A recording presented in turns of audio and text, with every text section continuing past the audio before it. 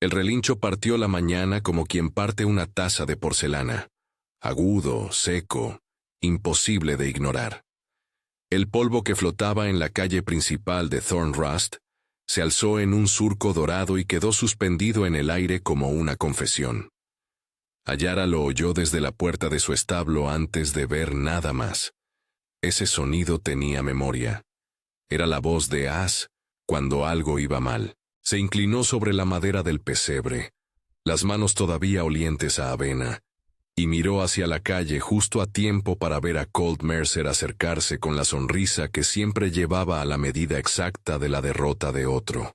Colt caminó despacio, como si la ciudad fuera un escenario que él había venido a animar con su desprecio. Iba sin caballo a su lado. Sus botas levantaban pequeñas nubes que parecían celebrar su llegada. No traía prisa.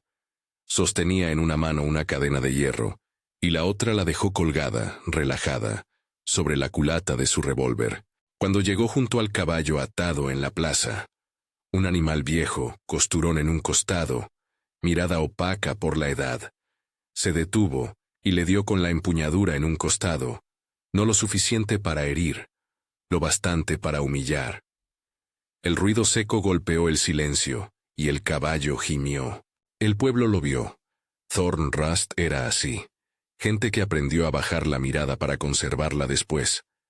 Había madres que apretaron a sus críos, vendedores que no supieron qué decir, hombres con manos en los bolsillos mirando al suelo temiendo que la mirada de Colt se fijara en ellos.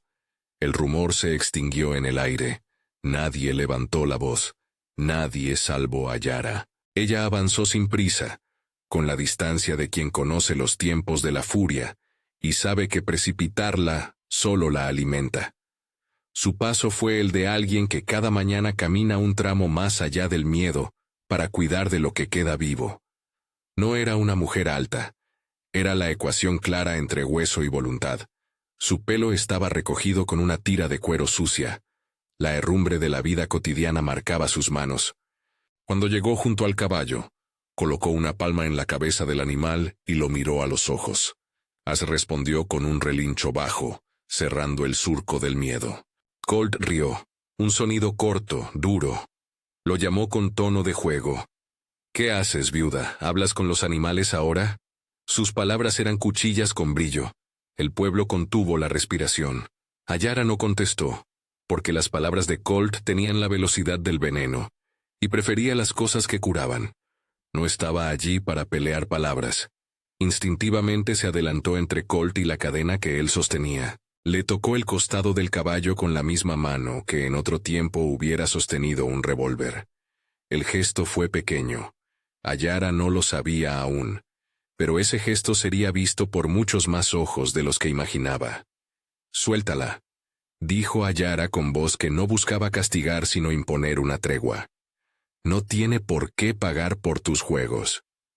Colt la miró como si hubiera mostrado una monstruosidad. La audacia de no retroceder. Avanzó 2 pasos, lo bastante cerca para que la sonrisa se hiciera amenaza. «¿Y tú quién eres para decirme qué hacer, viuda?» La palabra viuda cayó como una etiqueta con filo. En Thornrust, esa palabra cargaba de historias que la gente prefería no oír. Ayara cerró los ojos un instante y recordó. El día que la pronunció por primera vez, su marido no estaba muerto por un suceso fortuito. Lo apartaron. Lo dejaron en una zanja con la boca llena de polvo. Ella lo había recogido, lo había enterrado y prometido no volver a disparar. La promesa se pegó a su lengua como una segunda piel. Se le había llamado valiente, tozuda, loca. Había sido todo a la vez. «Suéltala», repitió. Esta vez la voz fue una orden templada. Colt dejó la cadena. Lo hizo con la suficiencia de quien cree que todo se arregla con un gesto. Tiró de la cuerda y el viejo caballo se sacudió, zarandeado por una molestia que no era nueva. El caballo se dejó llevar, pero en el movimiento desató algo más. Su antebrazo se enganchó en la cadena, y el caballo, asustado, dio un paso que lo hizo tambalear y caer. Colt cayó de culo en la polvareda, la sonrisa deshecha en una mueca. Unos instantes de silencio. Luego, Algunos se rieron. Un murmullo corto como un cosquilleo. Colt se puso en pie, sacudiéndose la tierra y la dignidad, y miró a la multitud con la sensación de quien espera aplausos. No fue una victoria. La humillación, aunque leve, se quedó como una chispa que podía prender de muchas maneras. Colt se arregló el sombrero, y no olvidó la afrenta. No perdonaría la lección que le había dado una mujer a la que consideraba menos que nada. Ayara volvió a su establo con As a su lado, las manos temblando apenas por la reacción del caballo, no por el encuentro. Había escuchado las risas y probado un sabor de peligro. En su pecho ardía un recuerdo que hacía años que intentaba apagar. La noche en que su vida se partió, cuando la sombra de un hombre con pistolas dejó atrás algo que no se podía borrar. Por la tarde el pueblo se volvió un murmullo de opiniones. Había quien decía que pocas cosas provocaban más a Colt que un desaire. Había otros que sentían gratitud por lo que consideraban un gesto de orgullo de Ayara. El doctor Peak, que llevaba la consulta frente al pozo, pasó delante de su puerta con una venda en la mano y sin mirar directamente a Ayara murmuró: «Cuida tu pecho, mujer. El polvo hace estragos». Marshal Wyatt cruzó la calle con su placa gris y el paso del que conoce la fatiga de mantener el orden con manos escasas. Le intercambió una mirada a Ayara. Ella le devolvió una que no pedía compasión. Nada más. Quédate hasta el final para descubrir el secreto que lo destruyó. Al caer la tarde, cuando el sol barría la plaza con un dorado bajo, Ayara volvió al establo y se quedó largo rato con As. Le limpió las axilas donde la vieja herida tiraba de la piel, le colocó un paño frío y escuchó su respiración. As, con su negra crin despeinada, cerró los ojos. Ayara repasaba los bordes de la memoria como quien recose un traje rasgado. Su marido, Jonah. No hablaba el pueblo mucho de Jonah. Ellos tenían prisa para callar. Había sido alguien con manos honestas que guardó papeles cuando la compañía del ferrocarril pasó por Thornrust. Tenía una pequeña caja donde guardaba recibos, cartas, nombres que para Ayara eran, en aquel entonces, solo trozos de papel. Eran la vida de dos personas que querían más pan que fama. Ella había vivido por esa vida después de que el hombre que la había tomado como esposa fuera dejado en la zanja. Guardó la caja. La escondió. La cubrió con la rutina y con la promesa de no volver a empuñar un revólver. Esa noche la ciudad despertó a un ruido nuevo. Disparos en la lejanía. Como si alguien recordara que Thornrust no era un pueblo domado, sino un lugar todavía en construcción. Los disparos eran un aviso. Colt no toleraba la afrenta, y había optado por recordar al pueblo que su ley era la de las balas cuando las palabras no servían. La primera granada de ruido fue seguida por un segundo ataque. Unas tablas taraseadas en la trastienda de la tienda de Oaks, un tiro en el muro del molino. Nadie murió, pero el resto llegó sin permiso. El miedo. Esa noche, en varias casas, las familias se sentaron con armas sucias debajo de las camas. La ciudad entera contuvo la respiración. Ayara no durmió. Se quedó en el establo hasta altas horas, tocando la caja bajo su cama. La curiosidad de la necesidad la mordía. La caja tenía años de quietud, pero sus dedos reconocieron enseguida la textura. Piel curtida, las letras gastadas en la tapa. Abrió la caja y sacó los papeles. Recibos de pago que no cuadraban, transferencias opacas, nombres que no debían estar juntos, y una carta que nunca había abierto del todo. Era de un hombre cuyo granero había ardido en la pradera años atrás. «Si alguna vez necesitas que hable, Ayara», decía en la gráfica nerviosa de tinta, «vengo al pueblo a contarlo todo. Temo por mi vida, pero hay nombres en las cuentas». Jonah había guardado esa carta. No la había mostrado nunca. La guardó porque el marido le había pedido que guardase cosas hasta que los tiempos estuvieran más seguros. Él creyó que habría un mañana en que la verdad se pagaría. Jonah no vivió para ese mañana. Lo que quedaba en la caja, sin embargo, Hablaba de recaudaciones en secreto, pagos bajo la mesa, camiones de mercancía que no habían ido donde debían ir. Los nombres apuntaban a hombres que cobraban por la protección de caminos. Uno de los nombres que aparecía repetido, con anotas de bono y retiro, tenía una rúbrica que le sonó a Ayara como un eco: Sam Mercer. Ayara no era una analista. Su lectura fue emocional antes que judicial, pero sintió, con la certeza de quien mira un mapa que de pronto encuentra un sendero conocido, que Colt no era solamente el pistolero de la plaza. Eran pagos en cajones cerrados, regalos que venían para algunos y para otros no, contratos que dejaban familias sin techo. Jonah había tenido el hábito de escribir con su caligrafía firme, sin adornos. La firma de Colt estaba allí, y detrás del nombre, una serie de proyectos ilegales que costaban sudor ajeno. Entre las páginas se deslizó otra pieza, una carta firmada por un testigo que decía cómo un escuadrón había cruzado una granja, quemando una casa y dejando una madre y 2 niños sin pan. En el margen, la nota de Jonah: guardar hasta prueba. Ayara contempló esos papeles como quien mira un animal herido. No quería hacerlo sufrir más, pero no podía dejar que siguiera sangrando. Tenía en su mano la pieza que inclinaba una balanza, evidencia que hablaba en tinta y fechas, que ataba a Colt con una serie de pecados concretos. No era una confesión fabulosa, era un mapa de cobros. Podía destruir a un hombre a través de eso. Podía devolver al pueblo una posibilidad de justicia que no fuera balas. Y sin embargo, en su pecho hubo una lucha. Había prometido no disparar. Había vivido con la idea de que la violencia no arregla los desperfectos que la vida hace en la gente. Pero tampoco podía sostener la indiferencia cuando vio el nombre de su marido junto a las consecuencias de la avaricia. La madrugada trajo otra larga decisión: no empuñar el arma, sino convocar la verdad. Si la verdad era la llave, debía mostrarse en público, de manera que la justicia no quedara en manos de aquellos que preferían un revólver a una ley. Decidió que lo haría en la plaza, donde la vista era clara y el rumor no tendría dónde ocultarse. Pero sabía que la palabra sola no bastaba. Necesitaba testigos. Necesitaba a alguien que supiera leer la legitimidad de documentos y que no fuera fácil de sobornar. Fueron los pequeños detalles los que le dieron esperanza. El Dr. Peak, el único en el pueblo al que la gente respetaba por su imparcialidad y que tenía manos certeras para curar y calmar. Y Marshall Wyatt, que aunque a veces se mostraba apático, llevaba la placa como si pesara sobre sus hombros. Al día siguiente, Ayara fue al consultorio del Dr. Peak. Lo encontró con una sábana sobre los hombros y un frasco en la mesa.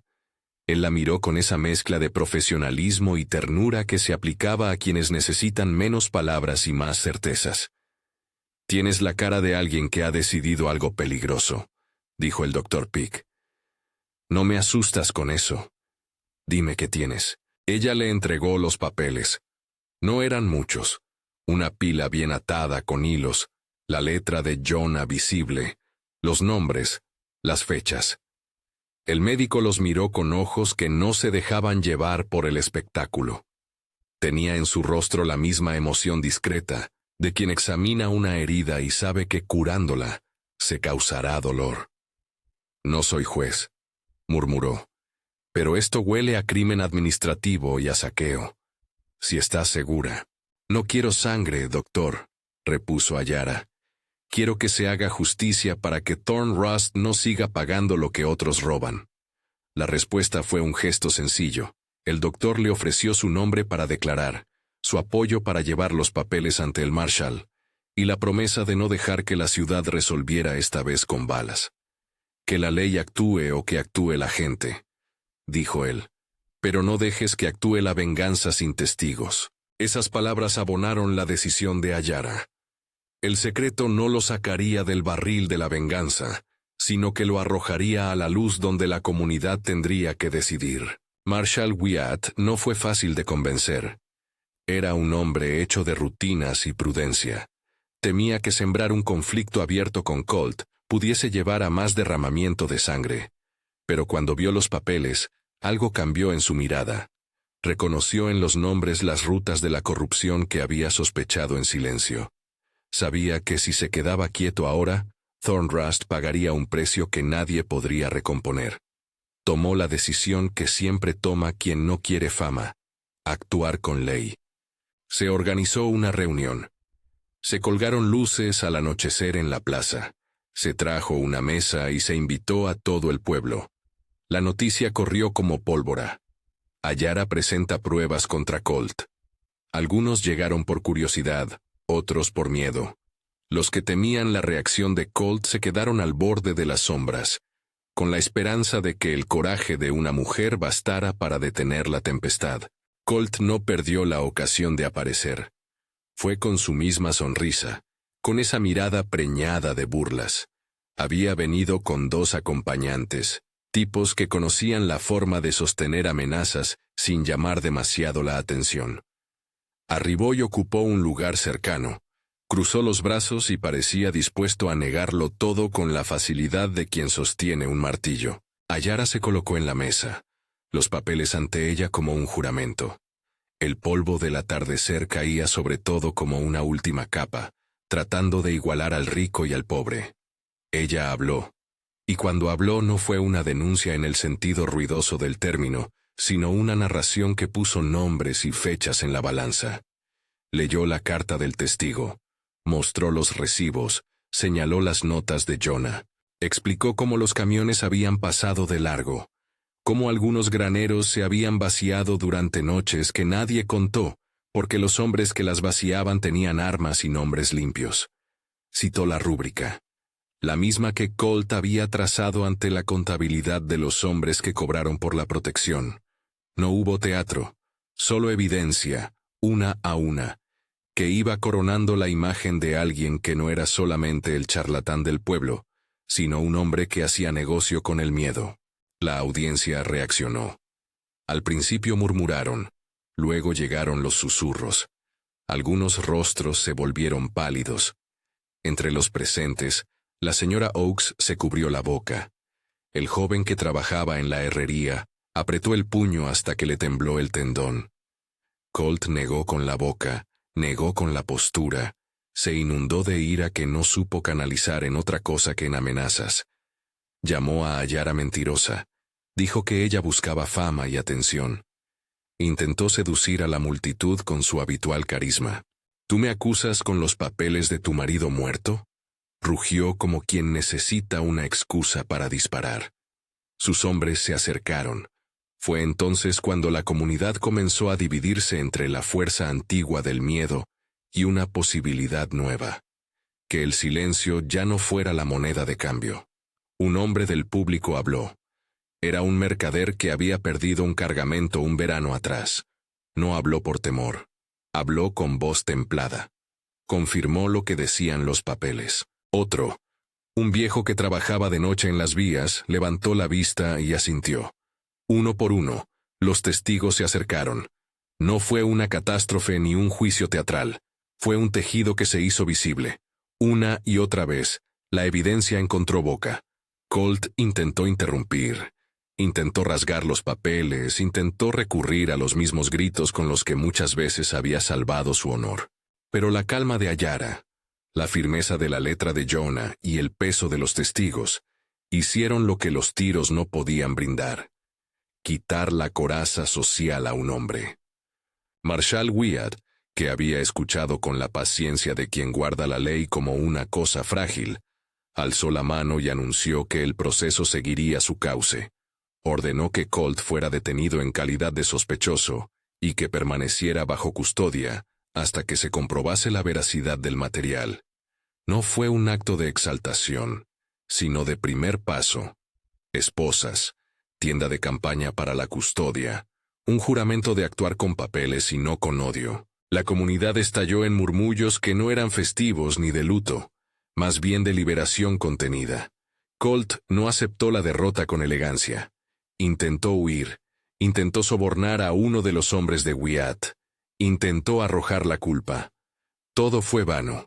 La evidencia, sostenida por más voces que la suya, lo dejó con la única herramienta que le quedaba: la humillación pública. Lo arrastraron hasta la vieja prisión, un cuarto de madera con barrotes de hierro improvisados, y el pueblo, que había preferido la sombra hasta entonces, fue testigo de que la ley podía ser por un rato la respuesta. La caída de Colt fue más silenciosa que su arrogancia. Sus hombres le daban la espalda en cuanto vieron que la cuerda del poder se aflojaba. El mercader, que antes había pagado protecciones, recuperó la dignidad de la que otros lo habían despojado. La tienda de Oaks volvió a levantar las tablas con manos que sabían hacerlo. Nadie gritó victoria, porque la victoria en Thorn Rust no era de celebración sino de recuperación. Ayara quedó en medio de la plaza con los papeles en las manos, viendo cómo la justicia comenzaba su lento y torpe camino. Su pecho dolía. No era dolor de orgullo ni de triunfo. El peso de devolver lo justo a un pueblo tenía, para ella, un coste físico que no se podía ignorar. Esa misma noche, mientras el pueblo dormía y los guardias turnaban en la pequeña prisión de madera, alguien arrojó una piedra a la ventana donde Colt estaba. Fue un acto de cobardía, pero también de rabia contenida. Las reacciones ante la justicia no siempre son serenas. El Dr. Peak denunció el acto y curó a un guardia que había intentado controlar la situación. La conversión de la rabia en actos no permisibles dejó a varios conversos al arrepentimiento temprano. En Thorn Rust nunca se borran los impulsos, solo se aprenden a convivir. Ayara, después de todo lo sucedido, volvió a su establo con Aas como un escudero paciente. Se sentó en la paja y sintió el cansancio de quien ha movido una montaña con la mano desnuda. A la madrugada se inclinó sobre un silencio nuevo, uno que no era indiferencia, sino una espera vulnerable. Sus pulmones, que años atrás habían sido un instrumento de trabajo bien entrenado, ahora protestaban con tos seca. El doctor había dicho en voz baja que la exposición al polvo y a una vida dura tarde o temprano cobraba su cuenta. Ella lo había sabido, pero el precio de callar habría sido más alto. La tranquilidad que siguió a la detención de Colt no fue inmediata. El hombre que había sembrado miedo tenía aún la capacidad de hacer daño en las sombras, y algunos en Thorn Rust temían represalias. Pero la sociedad había probado otra forma de respuesta. Los habitantes empezaron torpemente a levantar reparaciones, limpiar puertas, abrir cuentas. Hubo reuniones en el salón de la iglesia sobre cómo proteger futuros testimonios, cómo formar comités para vigilar el paso de mercancías. La voz de Ayara comenzó a ser respetada no por su vehemencia, sino por la evidencia de que había cara y nombre detrás de cada gesto. Colt fue llevado ante una jurisdicción mayor cuando llegaron mensajeros del condado. Los papeles salieron encrujidos. Testigos fueron citados y, en un proceso que duró semanas, la maquinaria lenta de la ley empezó a girar. No hubo una ejecución pública. No hubo duelo heroico en la plaza. Lo que hubo fue, quizá, algo menos cinematográfico pero más descomunal: la desarticulación de la red que mantenía a hombres como Colt en posición de mando. Fueron confiscados bienes, se trabajó para devolver lo robado, y se ordenó que ciertos nombres fueran investigados. Colt, ahora ante jueces que miraban con la seriedad que el pueblo le había negado, perdió la sonrisa. Fue el primer hombre de Thorn Rust en aprender que la reputación pesa tanto como un revólver, y que si ambas fallan, el poder se desvanece. Para hallar a la victoria trajo alivio y también una sensación de conservación de la tristeza. Salvar al pueblo le costó una parte de la paz que había protegido con cuidado. Sus pulmones tomaron la factura. Cada vez que respiraba, se recordaba el polvo de las jornadas. Y aunque esa pelea no había sido con balas, había sido una lucha que la dejó desangrada por dentro. Empezó a toser más seguido. El Dr. Peak la visitaba con medicinas modestas y consejos que sabían a piedad. Ella aceptó el consuelo sin fanfarrias. No se consideraba mártir, solo una persona que había hecho lo que creía justo. Los días se alargaron con la rutina de un pueblo que se rehacía. As seguía siendo su compañero, acechando las sombras con la misma fidelidad de siempre. Ayara lo llevaba a pastar más lejos, donde el viento era más limpio, y muchas noches se quedaba sentada mirando la colina donde había colocado la lápida de Jonah. La memoria no se cura con actos de justicia. La memoria se convierte en otra cosa. Para Ayara necesitó del silencio de As, de la noche y de manos que no esperaran nada a cambio. El coste no tardó. En una mañana de viento frío, Ayara se despertó y supo que su respiración pesaba más. Sus dedos no respondían con la agilidad de antes. Dr. Peak, con un rostro que intentaba ser fuerte, le dijo que el pulmón estaba ya resentido desde hacía tiempo. El frío del invierno lo empeoraría. No hacía promesas, había escenarios posibles y ninguno se llamaba milagro. Ella sonrió, una vez, como quien confirma que había elegido bien. «El pueblo está», dijo con voz quebrada, y supe que en esa frase cabía todo. La justicia, la pérdida y la compañía que no siempre se nombra. Ayara no buscó estar sola en su final. Pidió que la llevaran al establo, no por sentimentalismo místico, sino porque allí había guardado la vida íntima que le quedaba. Quiso morir en el olor de la paja, con As cerca, porque un hombre no se mide por la cantidad de días, sino por lo que construyó con ellos. Se acostó en la paja y dejó que el viento cerrara la persiana de su respiración, como quien cierra un libro después de haber leído hasta la última línea. As permaneció junto a ella, poniendo la cabeza sobre sus piernas como hacen los fieles cuando el dueño del hogar parte. El Dr. Peak estaba allí, con las manos temblorosas de quien asiste a lo inevitable sin teatralidad. Marshall Wyatt, el hombre más rudo del lugar, se quedó fuera, apoyado en la puerta, la mirada cuadrada en algo que no supo convertir en palabras. La muerte de Ayara no fue un alarido ni un canto épico. Fue un acto hush, la naturaleza de la despedida más secreta, el sueño de quien ha cumplido su deber y se permite descansar. Thorn Rust no celebró. Lloró en su medida. Llegaron algunos a la pequeña ceremonia en la iglesia y otros se quedaron a cuidar las labores. As permaneció en el establo durante días, con la cabeza firme en la paja, donde las manos de Ayara lo peinaron por última vez.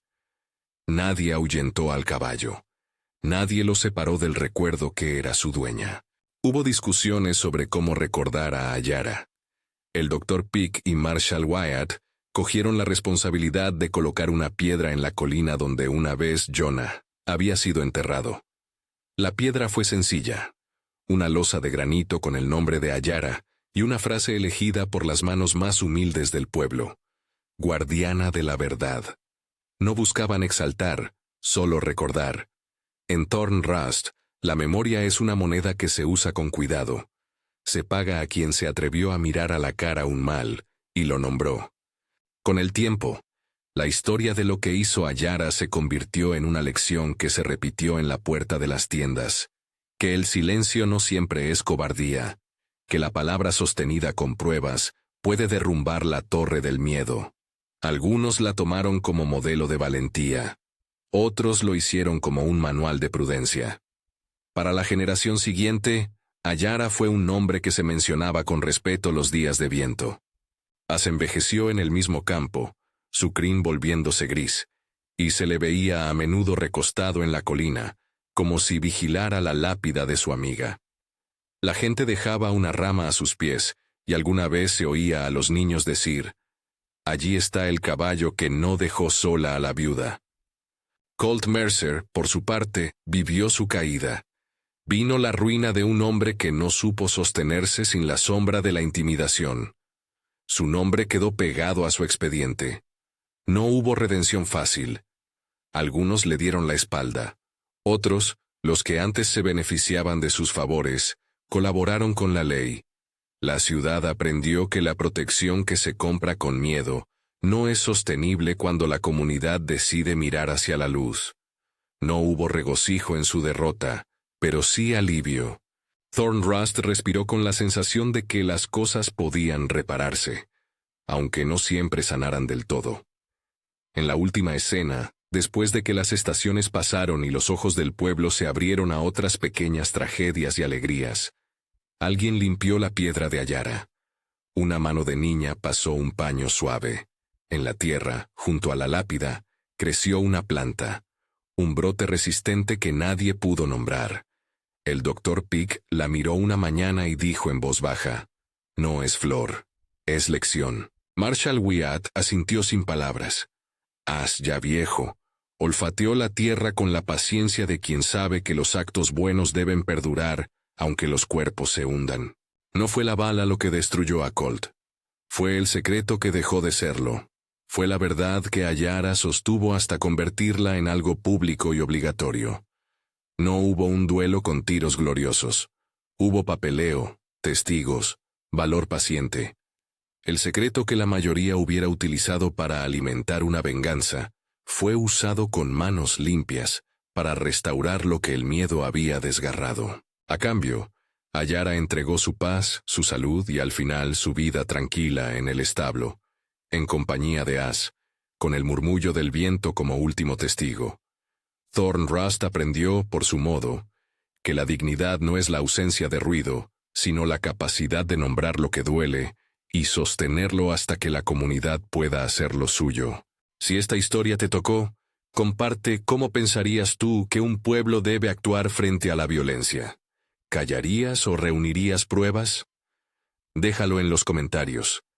La memoria de Ayara prende solo si seguimos hablando.